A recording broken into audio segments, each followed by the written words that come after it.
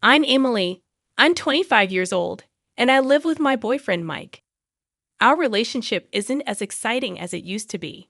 We've been together since college, but lately we argue a lot.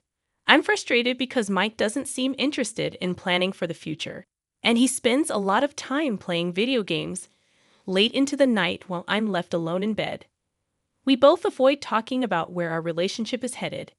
It's not that we don't care about each other, but we've stopped putting in the effort to make things better. My parents, Sue and George, are the opposite of us. They've been happily married for over 30 years. They still look at each other with love and share inside jokes. They're like my role models for a strong and lasting relationship, even though I know I won't find that with Mike. Then, one evening, there was a crash. I remember arguing with Mike about something as small as the laundry. He promised to do it, but once again, the promise was empty. Can't you just do one thing you say you're going to do? I asked, frustrated. It's just laundry, Em. It'll get done eventually, he replied, focused on his computer screen. The argument ended without really addressing our deeper problems.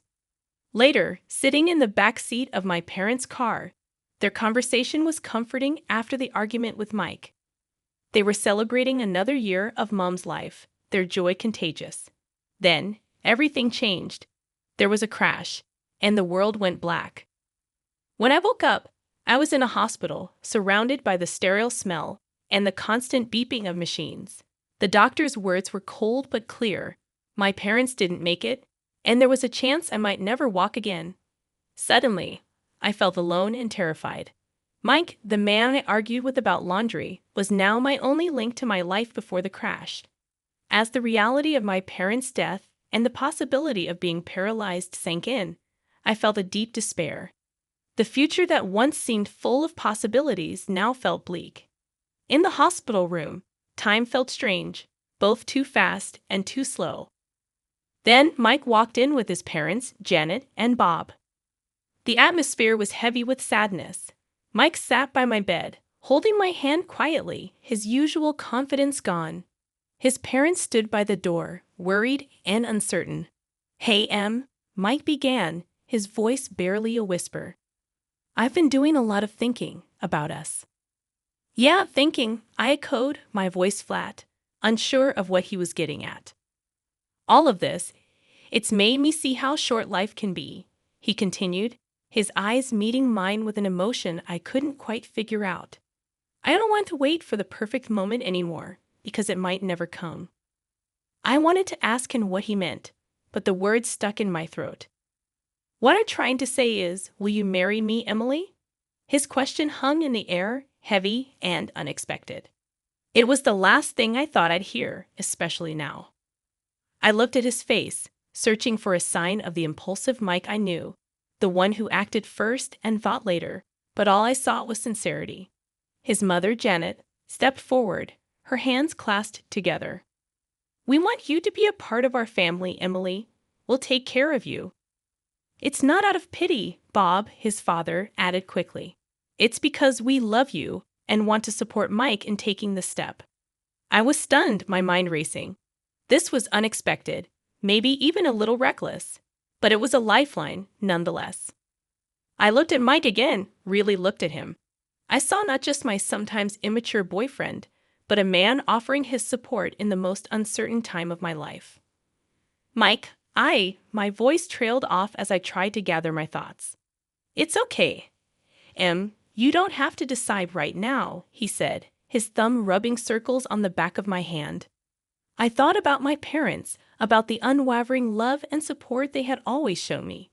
Wasn't this what they would have wanted for me? To be loved and cared for, no matter what. "Mike, I don't know what the future holds for us, but yes." I found myself saying, the word stronger than I felt. "Yes, I'll marry you." A smile, the first genuine one I'd seen in days, spread across Mike's face. Janet let out a soft sob, covering her mouth with her hand, and even Bob's eyes glistened with unshed tears. Moving into my parents' house with Mike should have been a fresh start, a new chapter.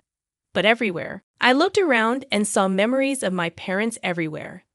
I thought having Mike with me would help fill some of the empty spaces, But I soon realized his presence reminded me of what was missing, rather than replacing it. In the beginning, Mike was attentive, always checking on me and making sure I had everything I needed. But as time went on, he started spending more time on his computer, shutting me out. One evening, I found him staring at his screen in the kitchen. "Mike, have you thought about looking for a new job?" I asked, trying to keep it light. "The insurance won't cover everything, and the bills are starting to pile up." He didn't look away from the screen. "I told you, I'm taking care of you now. That's my job." "But I can take care of myself during the day," I pushed back, feeling frustrated. "You don't need to be here all the time." Finally, he turned to face me, looking irritated. "What do you want from me, Em? I'm here, aren't I?" His tone caught me off guard.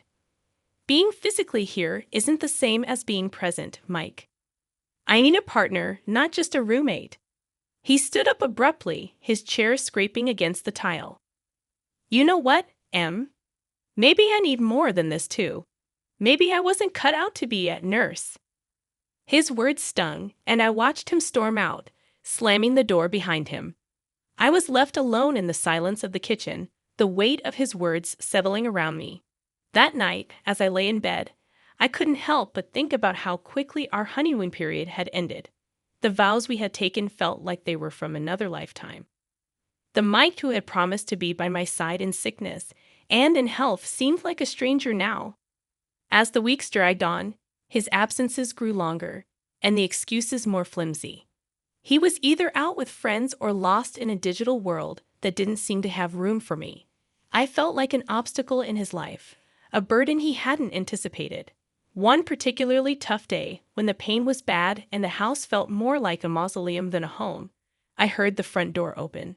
Expecting Mike, I called out, "Is that you?" "Yeah, it's me," he replied, his voice distant. "I'm just grabbing a few things, then I'm heading out again." "Went out with friends?" I asked, trying to mask the hurt in my voice. He paused, keys in hand, and sighed. "Em, I need some space, okay? It's not easy for me either, all this." I nodded, biting back tears. "I know. I just thought we could maybe spend some time together, like we used to." He shrugged, avoiding my eyes. "Maybe when things settle down a bit." I gotta go. The house felt emptier with each passing day, filled with silence and the ghost of better times. It wasn't just Mike's absence or the silence left in the wake of my parents' voices. It was the small things that started to go missing, like a vase my mother loved or a painting that used to hang in the hallway. I first noticed it when I was trying to distract myself with memories. As I wheeled myself into the living room, intent on looking through the photo albums. As my eyes scanned the room, they fell on the bare patch of wall where the painting had been. Confusion furrowed my brow. "Mike?" I called out, unsure when he had last gone out. There was no answer, and the emptiness of the house seemed to echo back at me. That evening, when Mike returned, I asked him, "Have you seen the landscape painting that used to be in the hallway?" He barely glanced up from his phone. "Oh, that old thing? Yeah, it was getting dusty, and I figured we could use the space for something else." Something about his casual dismissal didn't sit right with me. "But it was my mom's favorite," I said, a tremor of unease in my voice. He shrugged, his attention still half on his screen. "We can get another painting, Em. It's no big deal." But it was a big deal. The items that went missing next were unmistakable, things that had been in my family for years.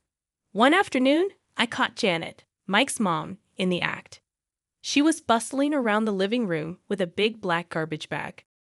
"Janet, what are you doing?" I asked, my voice sharp with alarm. She jumped, a guilty flush creeping up her neck. "Oh, just some spring cleaning, dear. This place is cluttered with so many old things." "But those are my things," I protested, my heart rate picking up. There, she cooed, her voice sickly sweet. "We're just making things nicer for you. You'll thank us later." I watched her like a hawk every time she visited after that. But the thefts became sneakier, more calculated. And every time I brought it up, I was met with reassurances that it was all in my best interest. One night, lying in bed, I turned to Mike, who was scrolling through his phone as had become his nighttime ritual.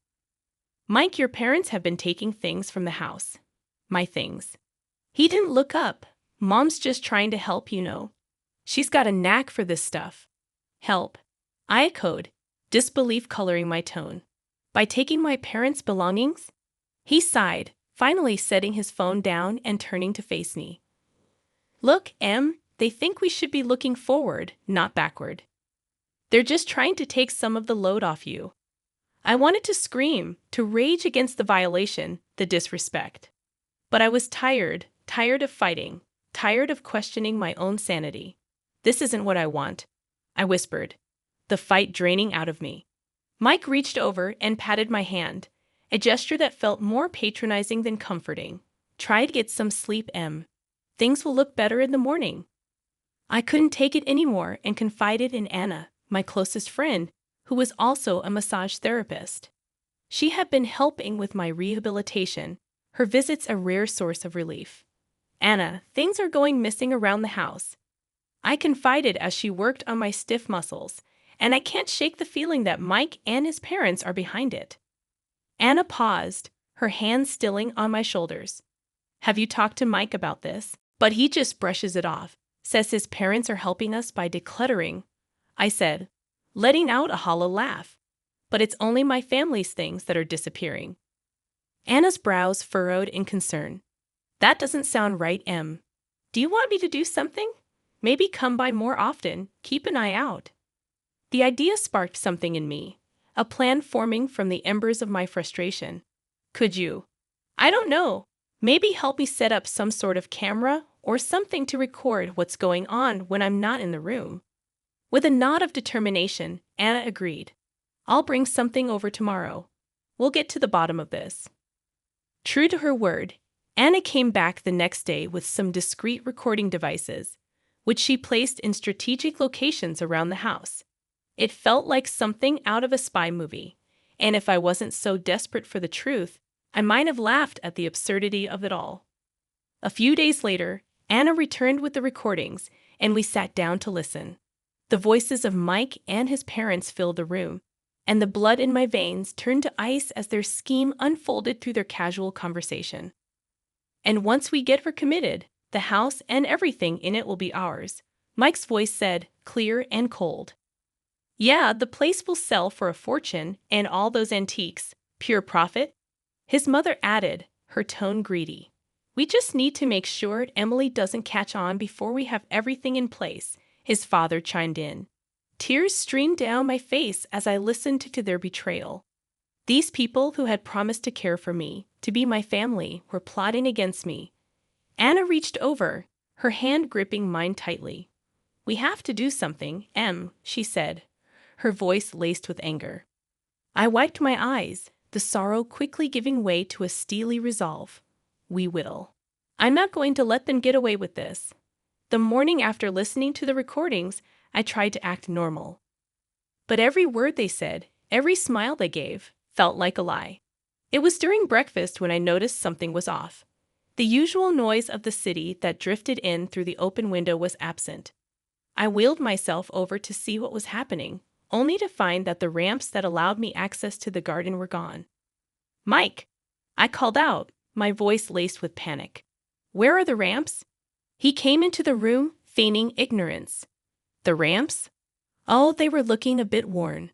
Thought they needed fixing. I stared at him, the man I thought I knew. And you didn't think to tell me. How am I supposed to get around? His gaze was evasive as he shrugged. I just thought you'd be safer inside for now, you know, until we get new ones. The room felt like it was spinning, and it wasn't for my injury. Safer or trapped? The words slipped out before I could stop them. He didn't respond, just turned and walked away, leaving me stewing in a mix of anger and helplessness. Later, when I asked Janet about it, she was syrupy sweet with false concern. We're just looking out for you, dear. We wouldn't want you to have an accident, she said, touching my shoulder with faint tenderness. I pulled away from her touch, feeling the sting of their deceit. I didn't realize needing ramps qualified as a hazard.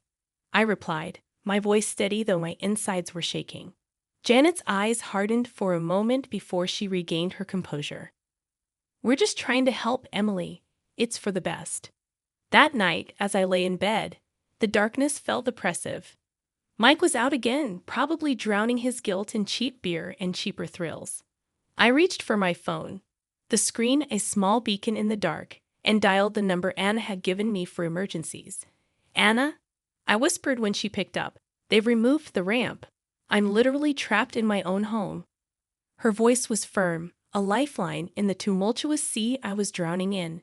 "Hang tight, Em. I'm going to make some calls. We're going to sort this out." The next day, I was in the kitchen when I heard the doorbell. My heart pounded as I maneuvered towards the entrance. It was Anna, flanked by a man and woman wearing crisp suits and stern expressions. They were from a local disability rights organization, here to assess my living situation. Beside them was my lawyer, Mr. Hammond, clutching a leather briefcase. "Emily, we're here to make things right," Anna said, her determination matching the resolve in my chest. Mr. Hammond stepped forward. "We need to establish the facts first, Emily. I'll need to see the house, check against the inventory of your parents' belongings." As we moved through the house, the representatives from the service took notes, their disapproval clear at the missing ramps and the blatant disregard for my welfare. Mike walked in during the commotion, surprise etching his face. "Em, what's going on? Who are these people?" he asked. I looked at him, really looked at him, allowing the full weight of my gaze to settle on his shoulders. "I'm taking back control, Mike. This is my lawyer, and these are advocates for people with disabilities. They're here to ensure my home is safe and that my rights are respected." Janet and Bob entered the fray, confusion turning to fear as they realized the seriousness of the situation. "Emily, darling, what is this about?" Janet's voice trembled. "It's about my rights, my home, and the truth," I said, my voice steady despite the storm raging inside me. "Mr. Hammond is here to confirm the inventory of my inheritance." Mr. Hammond opened his briefcase, pulling out documents and photographs. "We have detailed records of all items bequeathed to Mrs. Harper. It seems several are missing." Bob's face paled. "Now, Emily, I'm sure this is all just a misunderstanding." "There's no misunderstanding," I replied, the recordings Anna had provided playing in my head. "And I have more than just missing items to discuss." Mike's parents looked at each other, the facade of the caring in-laws crumbling before my eyes. Mike stood there silent, the reality of the situation dawning on him. Anna moved closer to me. "We also have evidence of the conversations you've had regarding Emily's property and well-being." The advocates from the Disability Service spoke up. "Removing access to the ramps is a direct violation of Mrs. Harper's rights. We'll be taking action." As Mr. Hammond laid out the evidence of their theft and their plans for my future, I saw the trap I had been in from the outside. But now, the tables had turned. I was no longer the victim in their game. I was the one calling the shots. Mike finally found his voice. "Em, I can explain." But I shook my head. "Say it, Mike? I've heard enough." Janet started to cry, and Bob put an arm around her. But there was no comfort to be found in their deceit. The day of the trial was a culmination of everything I had endured. The courtroom was stark, the air thick with tension. Mike and his parents were on one side, looking nothing like the family that had once promised to care for me. I was on the other, with Anna beside me and Mr. Hammond at the ready with his briefcase of evidence. As the proceedings began, the judge looked down at us from his bench, his gaze lingering on me for a moment. "We are here to examine the evidence regarding the allegations of theft and the premeditated exploitation of Emily Harper," he said. Mr. Hammond presented the recordings, the inventory discrepancies, and testimonies from the disability advocates. The evidence was damning, and Mike's family could do little but squirm under the weight of their own deceit. Janet sobbed quietly, her sobs a soundtrack to the unraveling of their scheme. "We never meant for things to go this far," she whispered when it was her turn to speak. The judge's voice was firm as he addressed them. "You took advantage of a vulnerable person. There's no excuse for your actions." Mike stood, his voice barely audible. I'm sorry, Em. I never wanted to hurt you. I looked at him, the history we shared playing out in a flash before my eyes. Sorry isn't enough, Mike. You chose this path. The gavel came down like the final word on the life I had once known. Mike and his parents were found guilty, reparations were ordered, and they were to have no further contact with me. With the help of Anna and a dedicated team, I started physical therapy. Each small movement was a victory, each step a testament to my resilience. My legs, once lifeless, began to tingle with new strength. One day, as I managed to stand with the help of parallel bars, Anna cheered me on. Look at you, Em. You're doing it. The smile on my face was mirrored in her own. I am, aren't I? The joy bubbled up from a place I thought had been broken beyond repair. And so I moved forward, one day at a time. The house, once a maelstrom of my past life, was slowly transformed back into a home, a sanctuary where I healed and grew stronger.